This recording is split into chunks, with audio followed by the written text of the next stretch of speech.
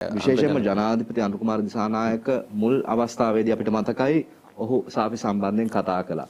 ඊට පසුව ස්ථානාත්මකව තීරණාත්මක සාක්ෂි සාධක ඉදිරිපත් කරමින් මේ සාකච්ඡාව ඉස්සරහට අරගෙන යන්නේ ඔබ. එහෙම අවධානමක් ගත්තේ කොහොමද මේ වගේ කාලයක? මොකද හැම සමාජ බහුතර මතයේ තිබුණ විරුද්ධව ඊට එරෙහිව ඔබ උඩුගම් බලා යන්න උත්සාහ කරලා තියෙනවා මේ වගේ තැන්වලදී. ඒ අභියෝග බාර ගන්න කොහොමද? ඔව් ඉතින් අර මම කිව්වා වගේ හැමෝම එක හා සමානයි. එතකොට මෙහෙම එකක් තියෙනවානේ ඕනම රටක ලංකාව විතරක් නෙමෙයි. බහුතරයක් ඉන්නවා සුළුතරයක් ඉන්නවා. ඒක එක ජාතිය අනුව වෙන්න පුළුවන්. මේ වගේ තැන්වල ජාතිය අනුව තමයි වෙලා තියෙන්නේ. එතකොට ඒ අය වෙනුවෙන් ඒ අයටම හිටගන්න අමාරුයි. ඒ අය වෙනුවෙන් හිටගන්න ඕනේ පැහැදීම තියෙන අපි වගේ අය. ඉතින් මේ ආරංචි ආපුවාම මෙහෙම මේ වෛද්‍යවරයානේ මේ වෛද්‍යවරයාගෙන් ඇහුවේ වෛද්‍යවරයා මෙහෙම සත්කම් කරලා තිනවා කියලා කාන්තාවන්ට දරුවන් බිහි කරන්න බැරි වෙන්න වගේ ආපුවාම ඉස්සලාම මං හිතුවා ඒගොල්ලන් දුන්නානේ විශාල ගාණක් දුන්නානේ. ඉතින් මම ඒක ගැන කල්පනා කරපුවාම මගේ සාමාන්‍යයෙන් දැනුමෙන් මං හිතුවා ඒක නිකන් වෙන්න බෑ වගේ. හරිද?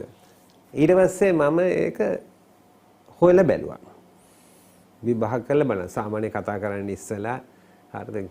එක අය කතා කරලා සමහර අයව රහසිගතව ගෙන්නලා කතා කරලා ඔබ තාර්කිකව තොරතුරු රැස් කරන්න දක්ෂයි පොඩි කාලේ නම් ඒකද පාවිච්චි කරපු ක්‍රමය. තොරතුරු මම සාමාන්‍යයෙන් හොයලා බලලා එකතු කරලා බලනවා මේක හරිද වැරදිද කියන එක හොයනවා.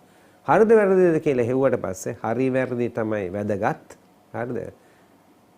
ජාතිය වැදගත් නැහැ. හැබැයි මේ මිනිස්සු වෙනුවෙන් හිට ගන්න ඕනේ. අපි විශ්වාස කරනවා නම් අපි ශ්‍රී ලාංකිකයන් කියලා. එහෙනම් අපි කෙලින්ම හිට ගන්න ඕනේ. ඒ වෙලාවේ ලොකු මේව එකක් ගෙනිච්චා ඔබ ડોક્ટર සාෆි මුණ ගැහිලා කතා කරලා තොරතුරු දැනගත්තද? මොකද ඒ අවස්ථාවේ අඩුතරමේ අපිත් මාධ්‍යවේදීන් විදිහට චින්තක අපි හැමෝම ඒ අත්දැකීම දැක්ක සමාජයේ හැසිරෙන විදිහ ඒ වගේ අවස්ථාවක ඔහුත් එක්ක කතා කරන්න මුණ ගැහෙන්න අවස්ථාවක් හෝ යොදාගත්තද? එහෙම හමුවීමක් වුණාද? නෑ ඒවකට නෑ මම කතා කරන්න ඉස්සලා හමු වෙලාම නැහැ. හරිද?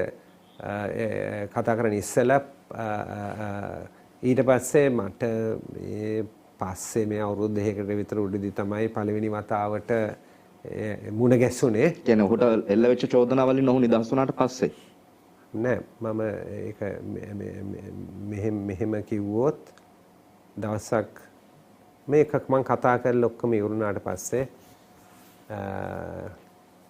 මම මේ කතා කරන ගමන් කල්පනා කරනවා කියන්නද එපාද කියලා. හරිද? මගේ ෆෝන් එක වැදුනා. මම වාහනේ හිටියේ. මට තාම මතකයි විහාර මහදේවී එක ළඟින් පාරේ යනකොට මම ගත්ත ෆෝන් එක. එතකොට එතුමා ලයින් එකේ ෆෝන් එකේ හිටියා.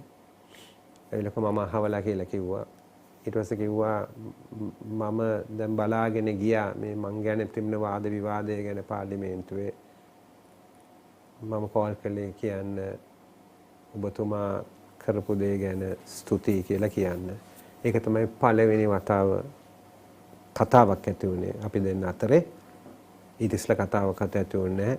හම්බුනේ නැහැ ඊට පස්සේ. ඊට පස්සේ මේ මං කිව්වා අවුරුදු දෙකකට විතර උඩදී හම්බුණා ඊට පස්සේ. නමුත් එතකන් හම්බුලා ස්තුති කරනවා ඔහු වෙනුවෙන් කතා කිරීම සහ පෙනී සිටීම වෙනුවෙන්. ඔව් එහෙම තමයි පළවෙනි වතාව මම ඇහුවට කතා කළේ.